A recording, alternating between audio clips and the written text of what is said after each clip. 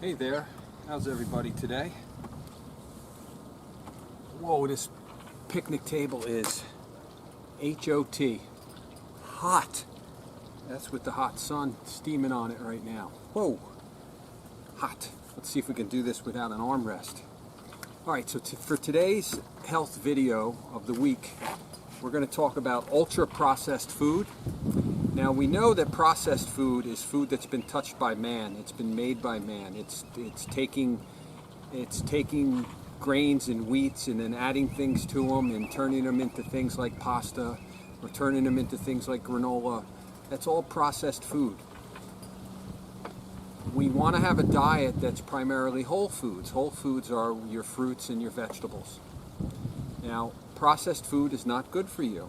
Now, there's also a category of processed food called ultra-processed food. Ultra-processed food are foods that have 5 components of chemical formulations in it.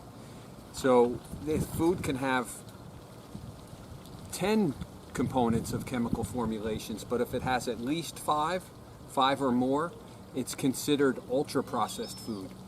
And ultra-processed food is the worst of the worst. And you will be upset with me as I go over this list of some of the ultra-processed foods. We're talking ice cream. We're talking energy drinks.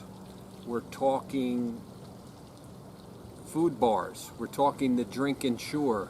We're talking candy, cookies, cookie and cake mix.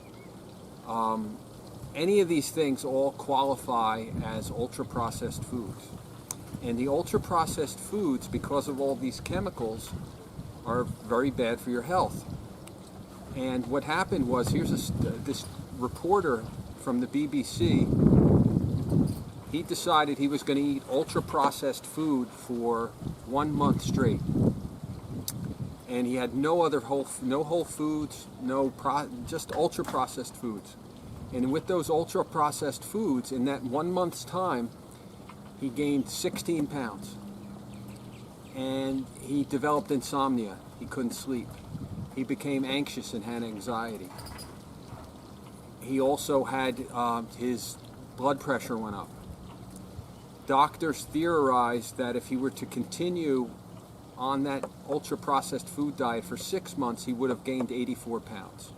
So naturally, he quickly went off that diet and had to get back to normal. So he was eating a diet that was, I guess, it was 90 to 100% ultra-processed food. And that was very bad for his health. Now, the typical American diet right now is 50% ultra-processed food and also 87% high sugars, which is another extremely bad ingredient to be eating.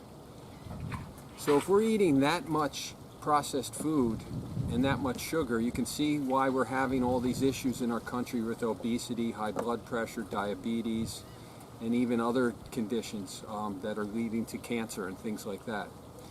So in an ideal world, what we want to do is we want to strive for a diet that is 80 to 90% whole foods and only 10% processed foods. It's tricky. Now, I'm not doing that, but that's sort of the way I live. And it's taken years to do that.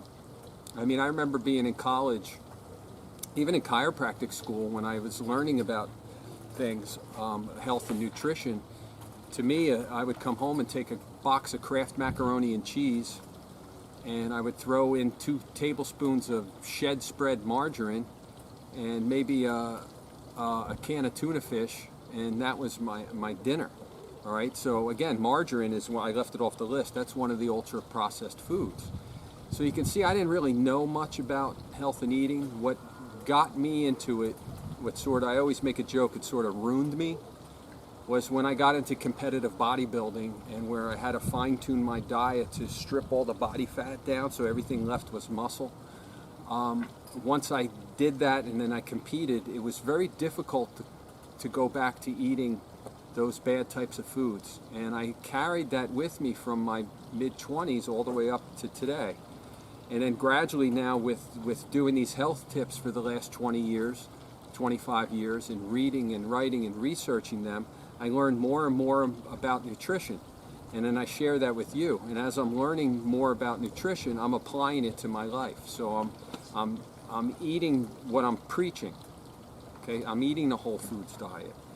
I'm doing the type of fasting we talk about, intermittent fasting, and eating no carbohydrates and healthy fats and healthy proteins and drinking lots of water.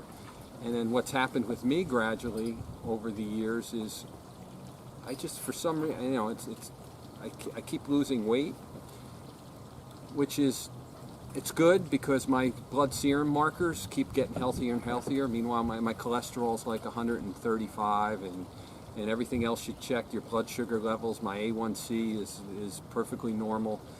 So that's my inflammation level is in the negative numbers, and that comes from eating a whole foods healthy diet. My grasp is because I have an issue with Vanity, if you didn't know that, but I've gradually, as I lose weight, I've gradually get smaller and smaller. So my friends always tease me, "Yo, Doc, where's all those muscles you used to have?" And then I have to make a joke and throw it on them that, like, hey, you know, well, I decided to gradually lose weight as I get older, not go the other way like you, you know, all right? And then we start, you know, busting each other's chops back and forth. But the whole point of what I'm talking about here is you have to make a conscious effort. You have to learn how to go to the market. You have to learn how to shop. You have to learn how to read ingredients. You have to avoid the ultra-processed foods. If you can do that, you're on the road to health and wellness. It's a major step. In bodybuilding, they said that 80% of bodybuilding success was all nutrition, what you ate. 20% was the weightlifting. It's the same thing with health and wellness. You could exercise all you want, but if you're not eating right, you're not really getting anywhere.